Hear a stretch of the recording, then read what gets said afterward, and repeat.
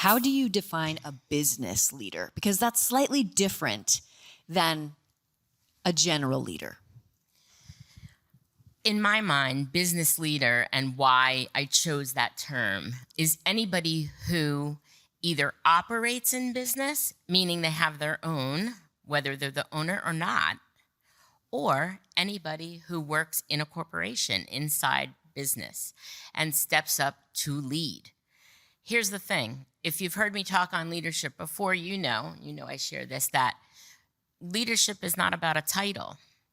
We take care of the people to the left and right of us, no matter what position we're in. And many times, actually, in my experience, people that don't have the title are the better leaders. So a business leader is somebody that's working in some business capacity, whether that's corporate, they have a job, or they have a business, and they are using their influential voice to impact not just, obviously, the tasks at hand, but coexisting with doing good and impacting others in a positive way. If you're a CEO, entrepreneur, or business owner that can't seem to figure out what is blocking you from attaining the next level of growth in your business, then listen up. I'm Maria De Laurentiis Reyes. I've taken what I've learned in 30 years working inside multi-million-dollar corporations, building my own business, and consulting my clients, and discovered 5 themes that stop a business from scaling. I've created a tool to help you get the answers you need to get unstuck and unlock the next level of growth.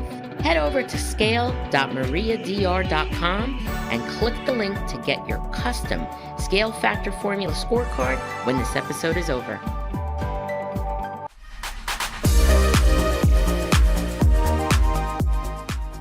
Next, we have a very powerful conversation at the heart of this Revive and Thrive Summit.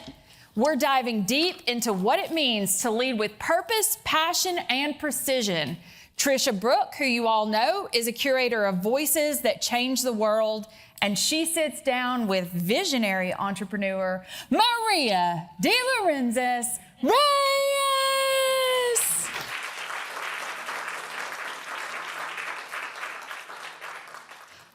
3 words that stood out for me today so far that came out of your amazing energy, voice, and leadership exploration for us are collective rising, unlimited, and declarations. I happen to know Maria very well because we work together. I'm an honored mentor of Maria, and the leadership skills that she has shown throughout the time that I've known her and that I've known you have been extraordinary. And what I would love to ask you first is, you have mentored so many organizations and individuals, and clearly you have mentored many people in this room. How do you define a business leader? Because that's slightly different than a general leader. In my mind, business leader, and why I chose that term, is anybody who either operates in business, meaning they have their own, whether they're the owner or not, or anybody who works in a corporation inside business and steps up to lead. Here's the thing. If you've heard me talk on leadership before, you know I share this, that leadership is not about a title. We take care of the people to the left and right of us, no matter what position we're in. And many times, actually, in my experience, people that don't have the title are the better leaders. So a business leader is somebody that's working in some business capacity, whether that's corporate, they have a job, or they have a business, and they are using their influential voice to impact not just, obviously, the tasks at hand, but coexisting with doing good and impacting others in a positive way. Because I share and talk about this all the time, that leadership is not just about getting tasks done. In fact, it's more about impacting the lives of the people that are in your care, that you serve.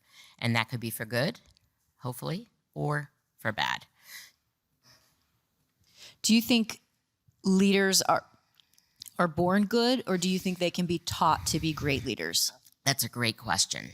I think that nobody's born a great leader. And part of the reason why my answer is going to be multifaceted is because in order to be a great leader, you have to be super self-aware and challenge your own beliefs, biases, your own skills, your own ego all the time. So if you haven't done that, then you haven't gone through any evolution. And so you can become one by doing that, by also being an infinite learner and a student of leadership, what it takes to be a good leader. And in my own journey, honestly, because that's another thing that's like a thorn in my side, we have lots of people leading that don't have leadership skills at all because they're promoted because they were good at their job. And that's not what it takes to lead. They have no training. They have no experience. They have no trial and error. My own journey was a series of, okay, what works, what doesn't? And being honest enough and enough of a rebel to say, I'm not following what they're doing because it doesn't work. So I do believe that leaders can be made, but that self-awareness piece, I think, is the most important piece. And being a student of leadership, of studying it, of practicing it, of being humble enough to say what I'm doing is not working. And so I'm gonna be committed to upping my own skills to impact others and care for my team and produce the results that I wanna see and make happy people and successful companies. Sometimes we think that those things are mutually exclusive and they're not. What I love about everything you just said, in addition, is that what I'm inferring from you is that leadership isn't a hierarchy. Talk a little bit about what that means to you. Yeah, I mean, a lot of times, 100%, we in business, it's very accepted that we have this org chart, right? And this levels of things. And even in the public sector, the chain of command and all of that. Obviously, that is something that's a structure that we live within and we operate within. But as I said, leadership is many times seen at sometimes the frontline people. You see the people who roll up their sleeves, that rally the team, that get people motivated, that show care and concern, to hold space for others in the moment of when they're not doing well. Sometimes in business, we're so quick to let's write her up. We got to fire her. We got to manage her out, or him. And many times it's people that are in the peer role that are extending that care and concern, that are giving someone the opportunity to say, okay, it's all right. Like, you didn't do well. We can make this better. It's not a failure. It's it's a lesson learned. It's a opportunity. So yes, that a lot of times doesn't come from the higher up. I'm not going to say all people with the position to lead are bad, because I have encountered some great ones. But many times it's the people that are beside you or beside others that have that ability to do all those things that I just mentioned. You produced this event, and it requires a lot of leadership in order to get all of these moving parts to work so effortlessly and in tandem. When you think about leadership in business, talk a little bit about how it infuses all parts of our lives and why it's important to acknowledge that.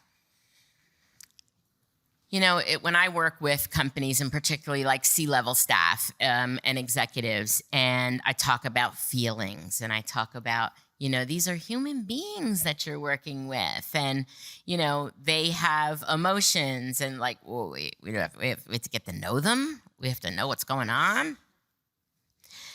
Yeah, you're working with human beings, and you cannot motivate someone if they don't feel that they trust you, if they don't feel like you care for them, that you don't have their best interest at heart.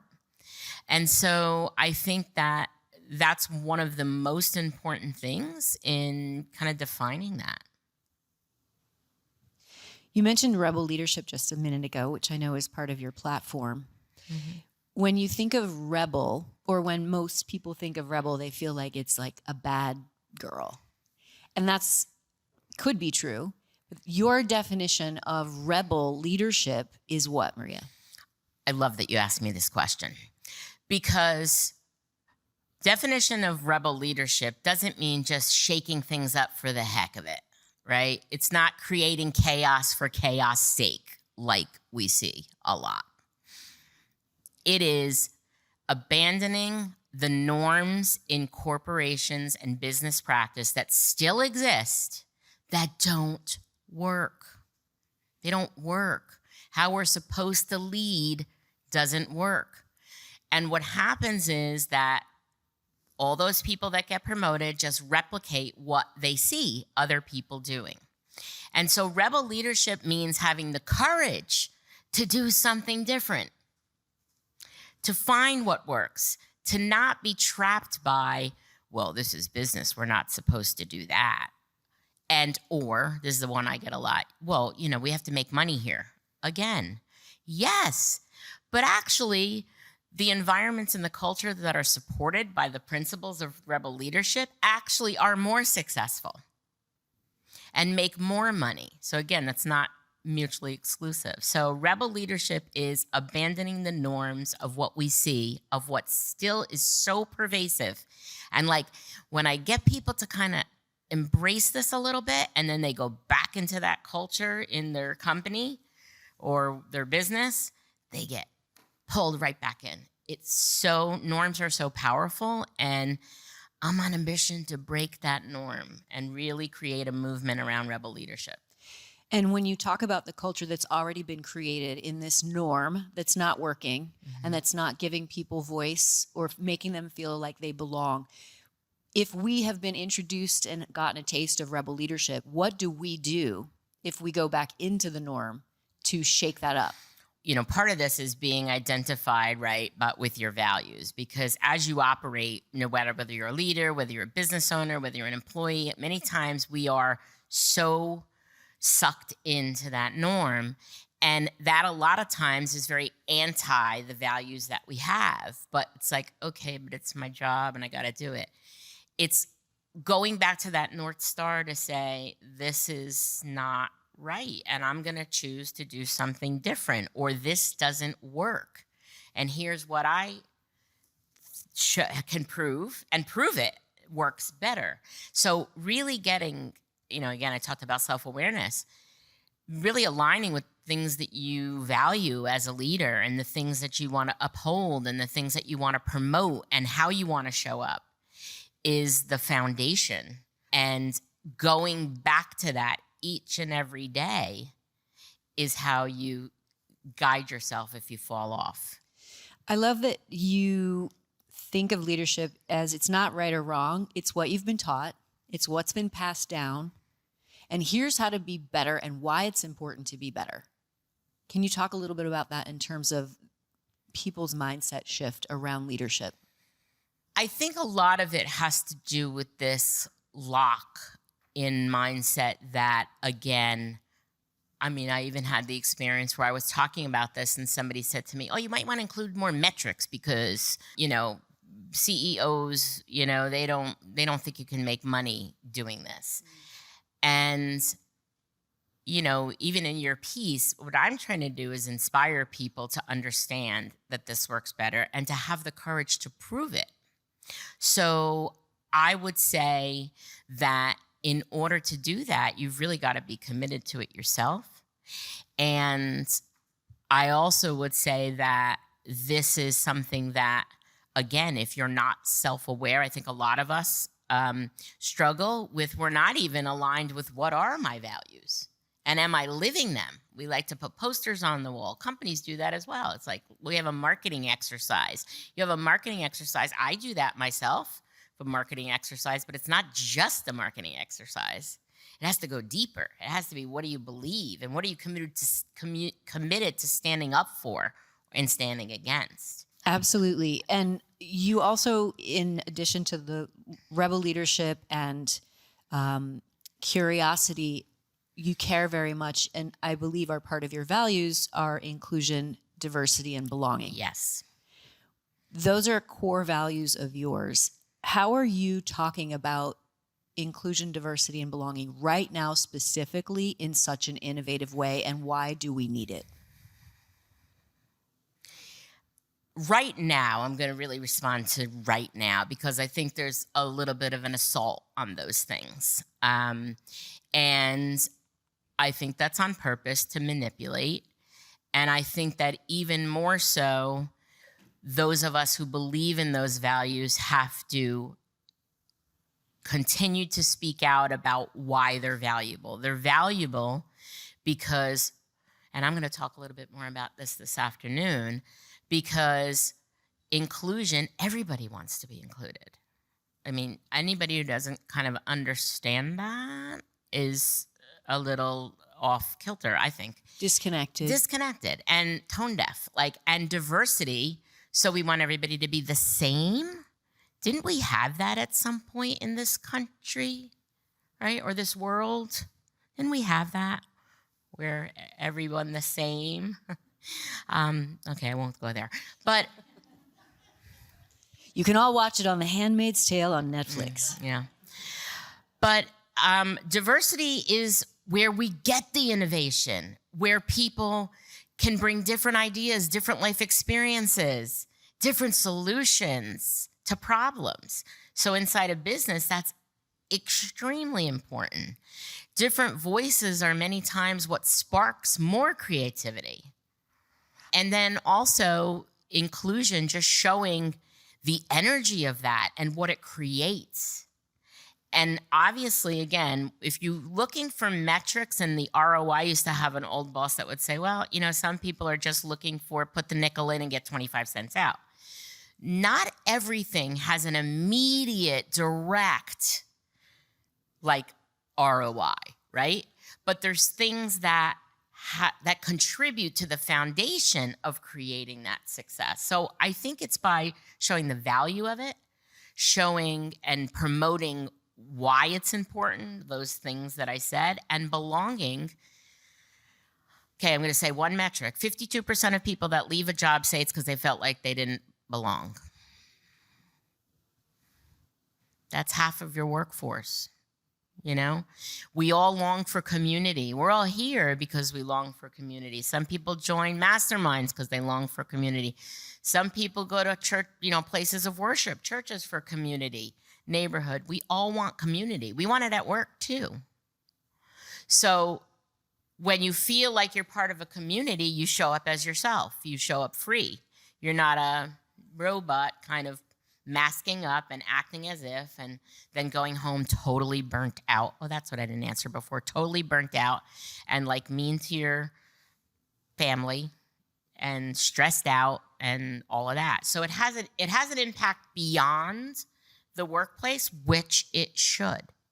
Because if we all as business leaders did that, then we definitely, I think it's Simon Sinek who says we could have world peace, right? Because everybody would be nicer to one another and there'd be less stress and, all of those things that contribute to the good. What's so exciting about what's happening with the incredible online community, the Business Leaders Hub that you have created, is that everything you're hearing Maria talk about right now, she has formulated into tactical and supportive tools that you can actually have access to. And it is in service of providing support globally to leaders, professionals, and anyone ready to take their leadership to the next level. I have been inside of the Business Leaders Hub, and it is so comprehensive. Your podcast episodes are in there. Special podcast episodes are in there. How to scale your business content is in there. And it is this beautifully designed hub where you are my mentor. I get access to you anytime I want. And I'm so excited about this offering that you have. Would you share a little bit about it? Yeah, we are at the primary stages of this, and I'm so excited to share and launch this and have the opportunity to invite any of you to be a part of this founding members opportunity. We literally just turned the switch on, and we're still adding things as we talk right now, and there's much more to come.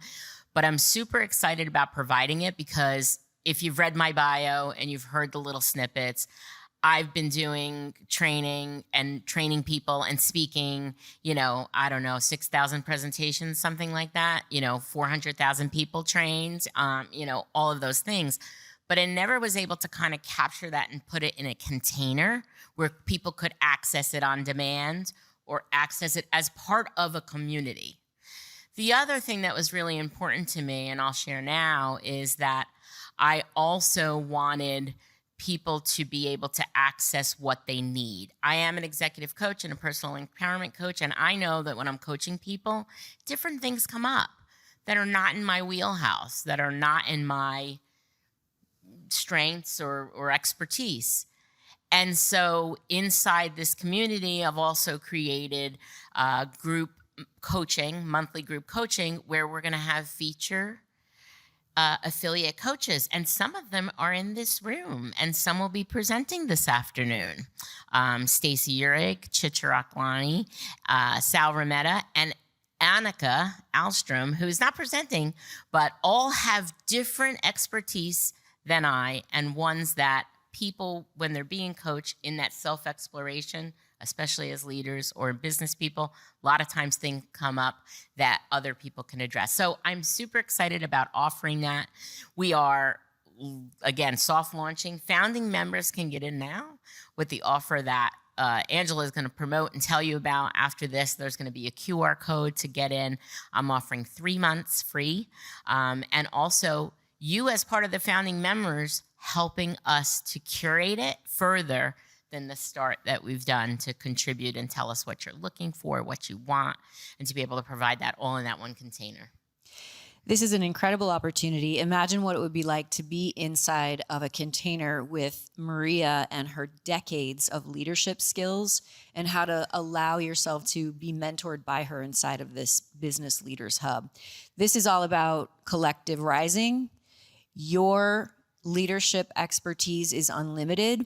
And I invite you all to declare that you're going to join the Business Leaders Hub in service of yourself. 3 months free, y'all. You should all be signing up. Thank you. Maria, it's such a pleasure to be here on stage with you and to walk alongside of you as a leader. It's truly my honor, and thank you for this opportunity to interview you. Thank you for interviewing me, and thank you as my mentor. I deeply appreciate and honor you being here and doing this. Thank you. Thank you.